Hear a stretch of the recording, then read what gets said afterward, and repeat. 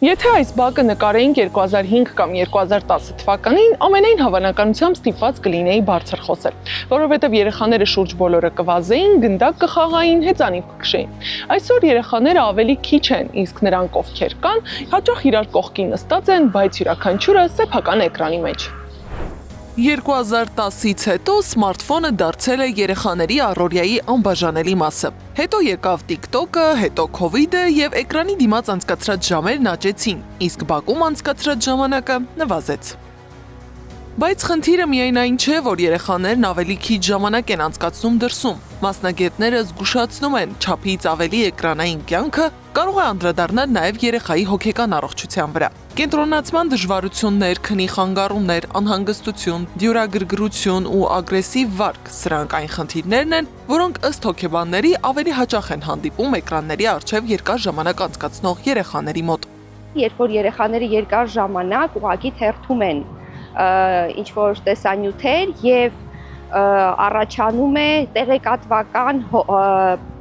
գրոհ, հենց այդպես կարող եմ ասել։ Այսինքն երեխաները գտնում են տեղեկատվական գրոհի մեջ։ Հավելվածները փոխվում են, թրենդները նույնպես։ Մի քանիսը կորցնում են իրենց հանրաճանաչությունը, մյուսները մեկ գիշերում դառնում դեռահասների ամենասիրելի զբաղմունքը։ Բայց գրեթե բոլորի նպատակը նույնն է՝ հնարավորինս երկար պահել օգտատիրոջ ուշադրությունը։ Հայաստանում դա հիմնականում Instagram,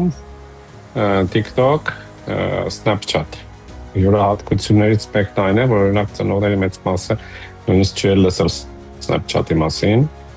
եւ այդ առումով մարդիկ նույնիսկ տեղյակել չեն իրենց երեխաները ինչով են զբաղված։ Շատ ծնողներ այս պատկերին ծանոթ են։ Երեխան հրաժարվում է ուտելուց, լաց է լինում կամ անհանգիստ է։ Իսկ հեռախոսը դառնում է ամենահեշտ լուծումը։ Սկզբում ընդամենը մի քանի րոպե, հետո մեկ տեսանյութ, եւս մեկը եւ աննկատ անցնում են ժամեր։ Մասնագետի խոսքով սա պատահական չէ։ Ալգորիթմը փաստացի մի քանի տեսանյութ դիտելուց հասկանում է ինչն է հետաքրքրում մարդուն, երեխա լինի թե մեծահասակ, եւ սկսում է նմանատիպ բաներ ցույց տալ ու փաստացի մարդ կարող է ժամերով անընդհատ թերթի հետ կարճ տեսանյութերը ժամանակի զգացողությունը փորձնում է։ Տվյալ պահին ես չեմ առանձնացնում երեխաներին ու մեծահասակներին, բոլորն էլ նույն հավաքում են։ Անընդհատ սկրոլ անելով դեռահասը բախվում է ինֆորմացիոն հսկայական հոսքի, որը հաճախ չի կարողանում վերլուծել կամ զտել։ Իսկ այդ տարիքում իրականն ու կեղծը, օգտակարն ու վտանգավորը տարբերակելը միշտ չէ, որ հեշտ է։ Երբեմն նույնիսկ մեկ անմեղ թվացող տեսանյութը կարող է լուրջ ազդեցություն ունենալ երեխայի հոգեբանական վիճակի վրա։ Դեռահասները դինելով այն փուլում, որ պետք է հետևեն իրենց մարմնին, ամաչում են իրենց մարմնից, չէ՞ որ փոփոխություններ են տեղի ունենում, իրենք կարծում են, որ դիետաների միջոցով կհաղթահարեն այդ խնդիրները եւ սկսում են իսկապես չուտել, քիչ ուտել, իսկ մենք գիտենք, որ դեռահասության տարիքում հակառակը պետք է ուտել, սնվել նորմալ։ Այսինքն ստացվում է, որ առողջ ապրելակերպը դարձել է արդեն ծայրահեղական բնույթ է կրում։ Բացի կիբերբուլինգից, օնլայն տիրույթում երեխաներին սպառնում են նաև անծանոթների հետ շփումները, անձնական տվյալների արտահոսքն ու սեռական հետապնդման փորձերը։ Մեդիա փորձագետի խոսքով Հայաստանում այս խնդիրների իրական ծավալը դժվար է գնահատել, քանի որ շատ երեխաներ պարզապես չեն պատմում իրենց հետ տեղի ունեցածի մասին։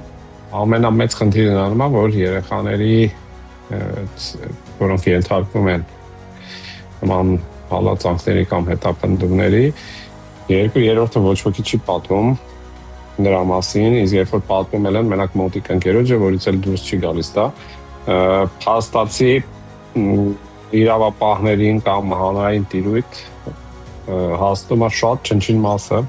Հենց այստեղ էլ մասնագետների կարծիքով ամենակարևոր դերը ծնողինն է։ Վերահսկելը բավարար չէ։ Անհրաժեշտ է երեխաների հետ ստեղծել վստահության մթնոլորտ, որպեսզի նա չվախենա պատմել այն ամենի մասին, ինչ տեսնում կամ ապրում է նաև վիրտուալ աշխարհում։ Շատ կարևոր է դպրոցի դերը, որտեղ դասընթացներ կան։ Ես գիտեմ, որ կան դասընթացներ կիբեր անվտանգության հետ կապված, թե ոնց է իրականացվում, ինչ արդյունք է տալիս, դրանց մասին չգիտեմ։ Շատ կարևորում եմ, որ այս մասով ծնողներին ընդգրկեն դպրոցական դասընթացներում, որովհետև երեխան սովորում է մեկ բան է, ծնողը երբ որ գիտի ինչպես կարող է երեխայի հետ խոսել այդ մասին եւ անմիջական լինել, այլ բան է։ Սմարթֆոններն ու սոցիալական ցանցերը վաղուց դարձել են մեր կյանքի մի մասը եւ դժվար թե անհետանան։ Հարցն այլ է, կարողանան արդյոք մեծահասակները երեխաներին սովորեցնել օգտվել այդ աշխարհից առանց այնտեղ կորցնելու իրական մանկությունը, որովհետև երբ խաղահրապարակներն աստիճանաբար դատարկվում են, իսկ էկրանները զբաղեցնում են նրանց տեղը, ամենակարևոր մարտահրավերը դառնում է ոչ թե տեխնոլոգիաներից հրաժարվելը, այլ դրանց հետ առողջ ու անվտանգ հարաբերություններ կառուցելը։ Գառնի Մութաֆյան, Տարոն Ղանդիլյան, Նոնա Գևորգյան, ABC Media։